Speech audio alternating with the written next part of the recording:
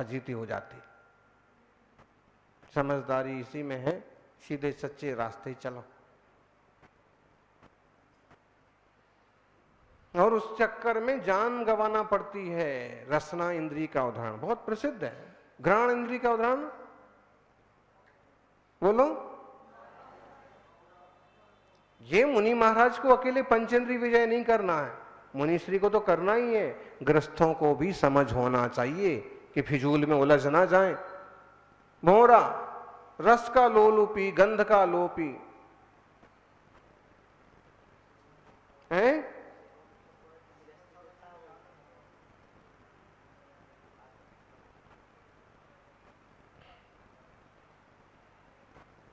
रस पर आसक्त हुआ, शुभम चक्रवर्ती का उदाहरण आता है, नमोकार मंत्र पर पांव फेरने वाला। उसके लिए वो देव लेके कैसे जाता है? वो पिछले जन्म की कहानी है उसके। उसका एक रसोईया था, माने रसोईया का पिछला जन्म, चक्रवर्ती का यही जन्म है ना। उसका रसोईया था और उसने उसको गरम गरम खीर परोस दी। गरम खीर देख करके बहुत गुस्से में आके वो थाली गरम खीर की उसके माथे मार दी। उससे वो जल गया, मर गया और वो देव बन गया, क्योंकि कुछ अच्छे परिणाम रहे होंगे। छोटी जाति का जीव बना और उसे याद आया कि चक्रवर्ती ने मेरे साथ ऐसा किया था, अब मैं मजा चखाऊंगा, अब मैं बदला लूंगा। फिर ऐसा कोई चीजें, मीठी चीजें बना के लेके जाता है और जब उसका रस लग जाता है, चक्रवर्ती कहता है ये मुझे और मिलेगा। उसने कहा मेरे साथ चलना पड़ेगा, समुद्र के उस पार मिलेगा। और समुद्र में लेके जाता है, फिर कहता है कि मैं तुम्हें मार डालूंगा। क्यों? तुमने मेरे साथ ऐसा किया था। उसे पूरी कहानी याद आ गई, पूरी कहानी सुना दी। तुमने मुझे मारा था, मैं तुम्हें मारूंगा। चक्रवर्ती को नमोकार की श्रद्धा थी, वो नमोकार जाप करने लगा। यहां तो समुद्र में निराधार है, कोई नहीं है, और जो सहयोगी है उसे भी ये झटके में मार देगा। तो जब तक नमोकार की जाप करते रहते, छोटे छोटे बच्चों को ये कहानी पहले दूसरे भाग में ही सुनाई जाती है। जब तक नमोकार जपता रहा तब तक महामंत्र के प्रभाव से उसका खूब नाव डगमगाई, खूब तूफान उठाया, लेकिन बिगड़ा कुछ नहीं। तब उसने हिसाब लगाया कि मामला क्या है। तब उसने कहा कि अगर तुम जिंदा बचना चाहते हो तो जिस मंत्र का तुम जाप कर रहे हो उसको पानी पर लिख करके पांव रखो। यहां चूक हो गई। बहुत लोगों से यही चूक होती है। जिस धर्म से, जिन देव से, जिन गुरुओं से, जिनके आशीर्वाद से सब कुछ चलता रहता है, जब बुद्धि खराब होती है तो कहो उनकी निंदा करने पर उतर आएंगे, फिर पतन होना बहुत आसान हो जाता। यहां चूक गया। उसने कहा अच्छा छोड़ दोगे जिंदा, मुझे घाट तक भेजाओगे? बिल्कुल जिंदा छोड़ दूंगा। और जैसे ही उसने नमोकार का ऐसे पानी पर लिखा, पानी पर कोई लिखा जाता है? लिखा और मिट गया। सिर्फ कल्पना की, लिखा, पांव रखा है, सामने कुछ नहीं, लेकिन सिर्फ कल्पना में पाप करने का ये परिणाम हुआ कि देव का पूरा बस चला और उसने नाव पलट दी, उसको पानी में डुबा करके खत्म कर दिया। उसके साथ जितने लोग थे सब मारे गए। कौन से नरक चला गया?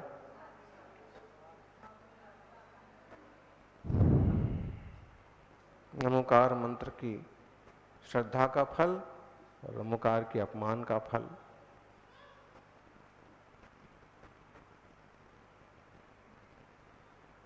रसना इंद्री की लालच में पड़ गया, ना पड़ता वहां तक न जाता। घ्राण इंद्री के लालच में पड़ता है भोला।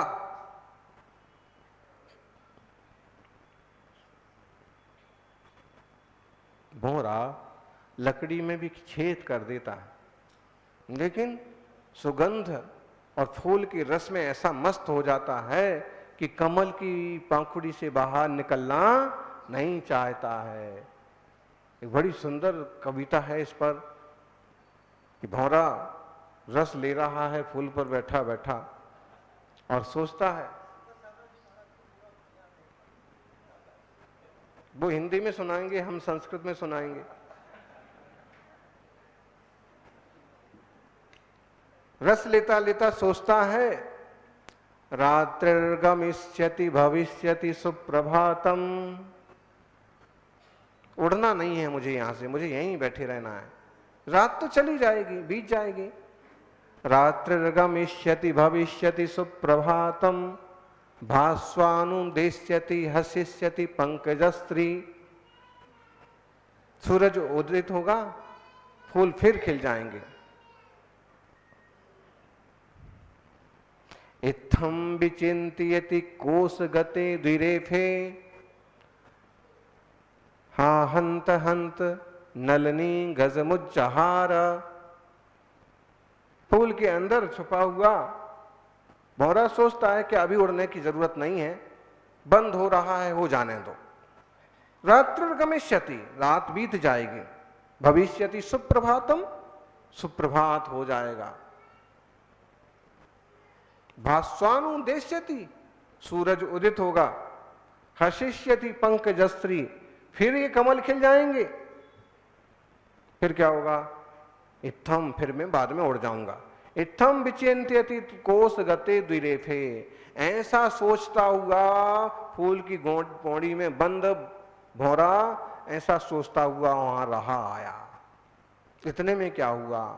सुबह होने के पहले ब्रह्म मुहूर्त में ही राजा के हाथी छोड़ दिए गए और राजा के हाथी तालाब में हटखेलियां करने पहुंचे और उन्होंने फूल, फूल के गुच्छे, कमल, बौड़ियां सब चबाना चालू किया। जिस कमल में वो बंद था वो भी हाथी ने यूं पकड़ा और मुंह में डाला और संपत स्वाहा। हा हंत हंत नलनी दल मुज्जहार है। बड़े खेद की बात है कि जब तक निकल पाता उसके पहले हाथी आए और उसे, जब तक हम गृहस्थी की इस मोड़ी में से बाहर निकल पाएंगे उसके पहले यमराज रूपी हाथी आकर के ले जाएगा। समझ में आया पाटनी जी? अब सोते सोते इतना समझ लेते हो तो जागने में कितना समझ सकते हो? बताओ।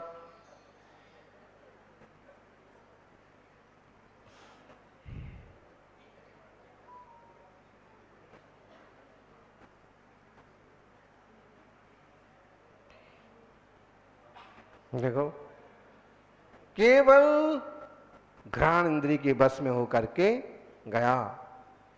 अब आगे तो सब कहानियां हैं और एक एक शिक्षाप्रद है।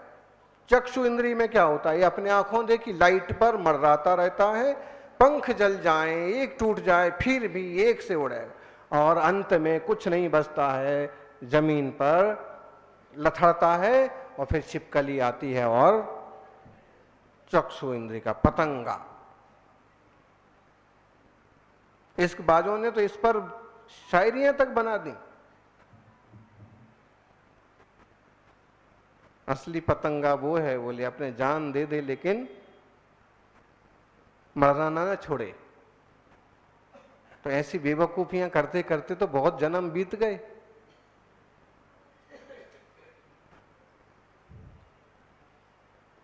और कर्ण इंद्रिय में सांप, नाग का भी आता है और हिरण का भी। हिरण भी गाने की धुन पर, बीन की धुन पर मस्त हो जाते हैं और पकड़े जाते हैं शिकारी के द्वारा। बताओ, एक एक इंद्रिय के बस में होने वालों का ये हाल होता है, जो पांचों इंद्रिय के बस में है उसका क्या हाल होगा? बताइए। हर आदमी क्या समझता है? और आदमी तो भोगों को भी सजा सजा करके भोगता है। वो रोटी ऐसे नहीं खाएगा सीधी, ऐसे सीधी दाल रोटी खाने वाले को गरीब समझा जाएगा, सजाएगा उसको। अब देखिए चाट की ठेली वगैरह कैसे टमाटर सजा है, इधर प्याज सजी है, हरी मिर्ची सजी है। जिसको नहीं खाना है उसको खाने की इच्छा हो जाती है। सब कुछ सजावट ही है। महिलाओं को देखिए, पुरुषों को देखिए, हैं, बाल अच्छे खासे हैं, सीधे साधे हैं, ये कुछ इधर निकाल दिए, कुछ इधर निकाल दिए, कुछ इधर निकाल दिए, कुछ इधर लटका दिए, कुछ इधर लटका, अरे चल गया रहा है। पुरुषों को देखिए, टकल गंजू हो गए तो इधर जितने बचे पूरी खेती बाड़ी यहां से उठा करके यहां तक ट्रांसप्लांट कर देने का, उसको भी डाई। कितना मतलब कितना तत्व की समझ नहीं, देह और जीव की भिन्नता की समझ नहीं, बस इसी में मगन है। और जब जैसे धर्म की समझ होती है, मुनि जनों का चारित्र देखते हैं, तो जीवन में एक तरह की शालीनता आपो आप आती है। जैसे हैं ठीक है, नेचुरल ब्यूटी, सीधे साधे रहो, सीधे रास्ते चलो, कोई जंजाल पालना नहीं।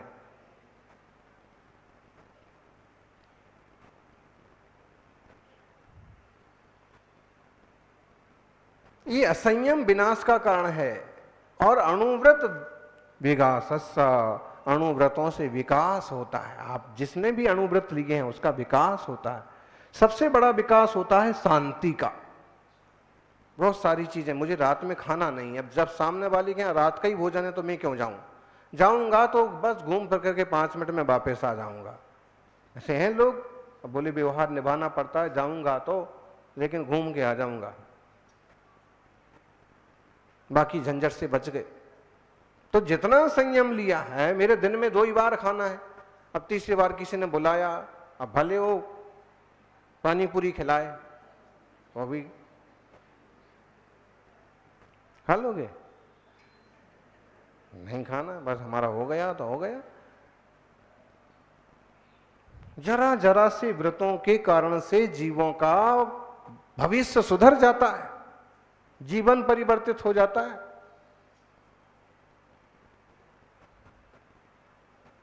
विश्वानुलोम धनवंतरी की कथा आती है। चोर थे वो, उनका अपने चोरों का एक टीम थी, ग्रुप था। बड़ी सुंदर कहानी है, कथा समय मांगती है। कथा तो एक तरह के जीवन की व्यथा को दिखाती है।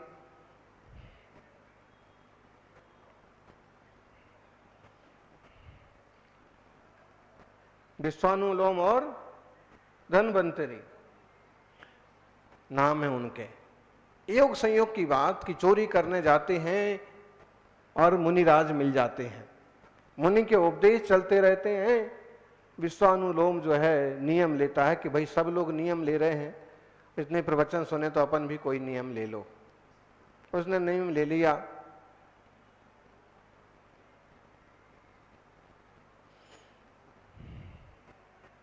शराब और मांस का त्याग, खाने से पेट भर जाएगा। अभी तक ये सब व्यसन करते थे, आज शराब मांस का त्याग कर दो।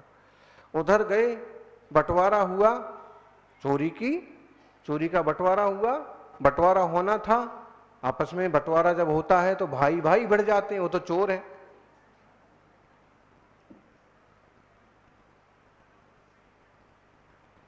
तो उन्होंने कहा कि देखो आप इतना झगड़ा मत करो, इतनी मेहनत करके आए, पहले भूख प्यास मिटा लेते हैं। चलो कुछ लोग जाओ शहर से ये चीज लेके आओ, कुछ लोग जाओ और एक शराब लेके आ गए, दूसरे कोई मांस लेके आ गए, सब पार्टी चालू, बंटवारा बाद में होगा। और जो लोग लाए थे वो लोग वो चीज खाने से बच रहे थे।